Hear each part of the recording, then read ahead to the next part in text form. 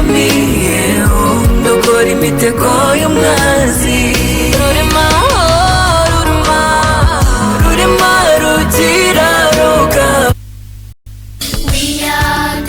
Niba ushaka ko umwana wawe yiga akazamukana imbaduko mu bumenyi nge nguhitiyemo ishuri The Angels Education School Nyamugabwa mu b'imbere mu gutsindisha mu bizamini bya leta kuko twigisha mu ndimi icyongereza, igifaransa, ikinyarwanda n'igiswahili kandi umwana akazivuga neza. Mubyeyi sigasira ko umwana wawe azabasha guhangana ku isoko ry'umurimo. Babyeyi banduba Gasanze, Kinyinya, Batsinda n'ahandi. Abaturuka Induba mwashyiriweho imodoka izana abanyeshuri ku kigo. Nimwandikisha abana hakiri kare kuko imyanya isigaye ari mbarwa. Duherereye mu murenge wa Nduba muri centre ya Gasanze hariranga kuko duteganya n'inyubako nkikoreramo sako. Ariko wivunika y'amagara ku 078 890 8 cyangwa 0783 52 kane gatandatu.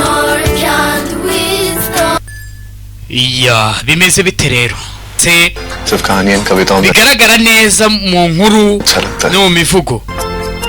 Wakubwira aya magambo wumve aya magambo.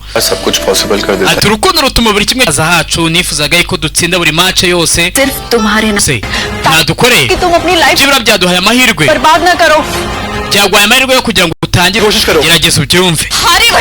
Ibi byose no kubera aho tugiye twisoreza hangara kaza dukomeza n'izindi episode dukomeza na finali nanye kuvuga ngo n'izindi episode